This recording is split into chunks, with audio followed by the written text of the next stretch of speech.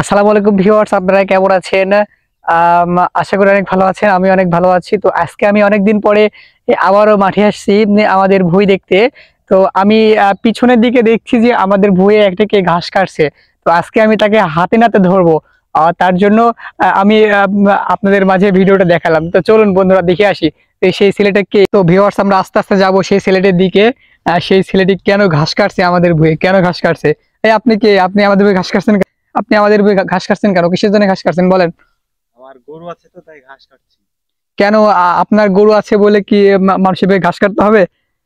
হ্যাঁ বলেন, কেন? কেন কাটছেন? আবার এই থামেন থামেন, আপনি চলে যাচ্ছেন কেন? এই থামেন থামেন, এই থামেন, এই থামেন, থামেন থামেন থামেন থামেন থামেন। বিয়ার শেষ পর্যন্ত আমরা চলে আসলাম, চলে এসে ছেলেটাকে আমরা ধরেছি। তো আচ্ছা ঠিক আছে, তুমি যে মানুষের ভুঁইয়ে ঘাস কাটছো, ঠিক আছে, অনেক ভালো কথা, কিন্তু মানে ঘাস কাটলে মানুষের তো একটা ফসল আছে, সেই ফসল যদি নষ্ট হয়ে যায় তাহলে তো সেই মানুষের তো অনেক ক্ষতি হয়ে যাবে, তাই না বলো? হ্যাঁ, মানুষের ভুঁইয়ে ঘাস কাটা যাবে, কিন্তু ঘাসটা তো দেখে শুনে ঘাস কাটতে হবে, তাই না? হ্যাঁ, হ্যাঁ। ও আচ্ছা, ঠিক আছে, তুমি ভালো থাকো, অনেক ভালো থাকো। আচ্ছা ঠিক আছে, যাও, এবার যাও। ভিউয়ার্স, ও হলো চলে গেল। ও আমাদের ভুঁইয়ে ঘাস কাটছিল, তো প্রথম ঘাস কাটছিল, এর জন্য আপনাদের মাঝে ক্যামেরা বন্দি করলাম আমি।